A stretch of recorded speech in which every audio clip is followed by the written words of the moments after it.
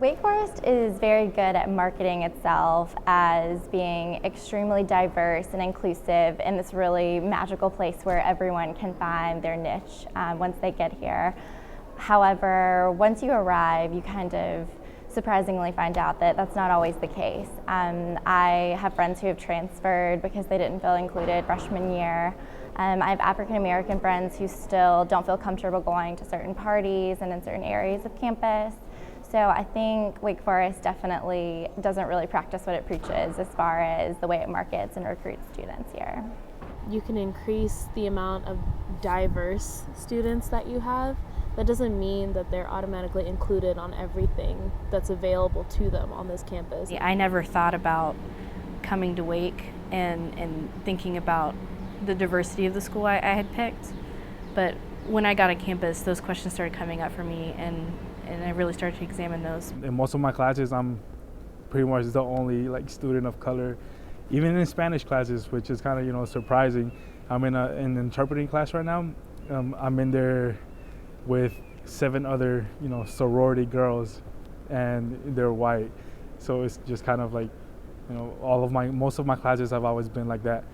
The first thing that I think about when I think about inclusion here at Wake Forest regarding race and ethnicity is back when I was a freshman and I was moving in. And of course, that was a good experience. It wasn't like, people weren't taking my bags up to my room or anything. But the first thing that I initially felt was that I was an outsider, especially coming from Charlotte, North Carolina. I've been there my whole life, going to public school. It was a very different vibe. Even like the way that people were dressing was, not that it was new, but it was like, well, I wasn't wearing that, and that's not what was, cool to wear back where I'm from.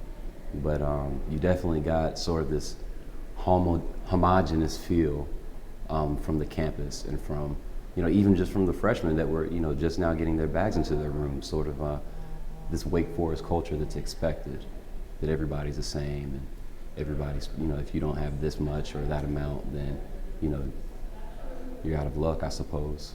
I guess I'm blessed. I feel like I haven't been excluded, but I'm not sure if that's just because I'm a white male who's in a fraternity, and I just haven't had that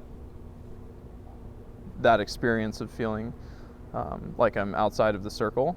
And I think that's part of the problem. I think a lot of people who are inside the circle don't realize there are people on the outside because they're looking in rather than out.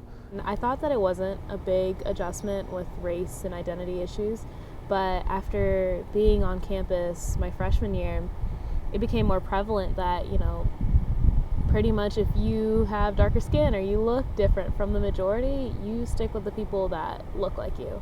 It's a joke amongst my friends, a group of black males that, it's like every day you're being asked if, you're on some sports team or something like that. But actually, that'll probably happen, maybe 3-4 times a week, even by professors.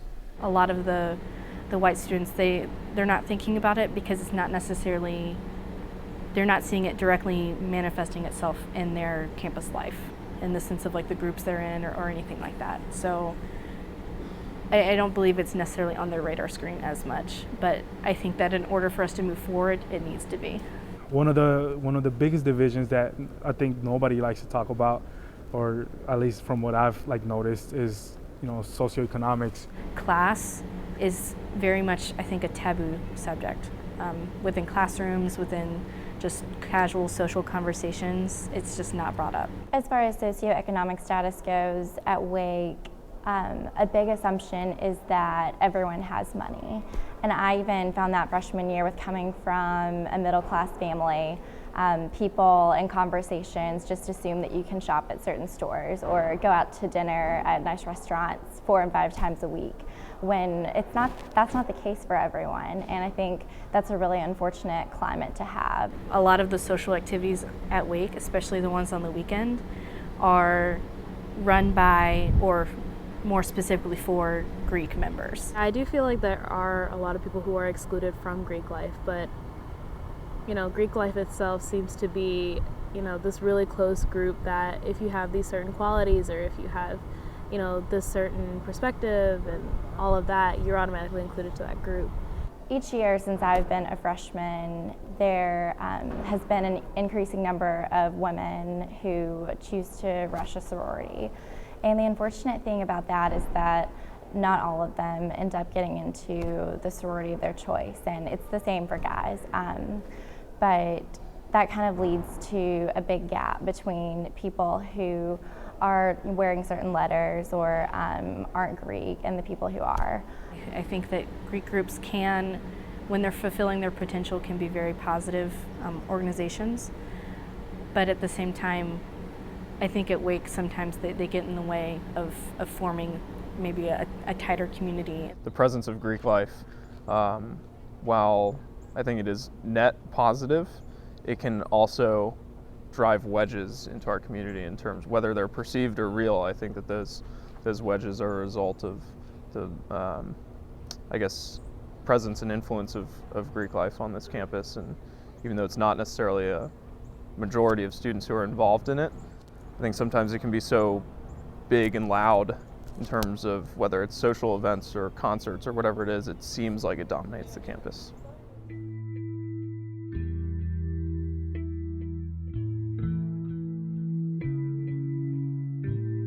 Option 1. Bolstering recruiting and admission of underrepresented students.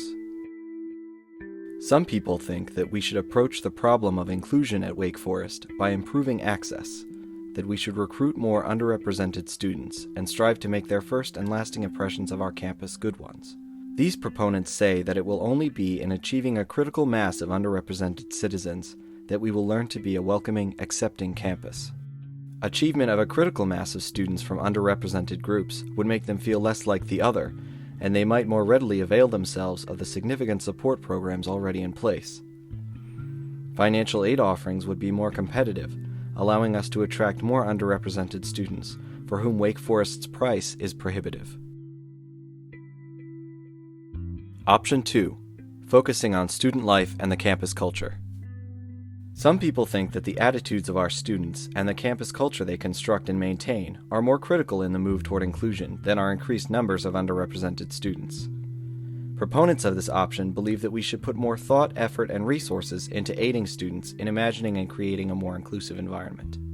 Students would take the lead in creating a sustained campus dialogue to further discussion of issues of inclusion and the campus culture. The university could sponsor events where Greek and non-Greek students can interact with no Greek letters, such as Golden Black Days, where the colors and letters that unite us are featured, and competitions are by dorm or class year. Option 3. Building the infrastructure for a more inclusive campus. Some people argue that to become permanently inclusive, we have to construct an infrastructure of inclusive policies and practice. This might include more communication about programs already in place, adequate financial support for these and for new programs, and a better record at recruiting and retaining underrepresented faculty and staff. We also, say these proponents, need to work on space that advances inclusion and on institutional messages that reflect it.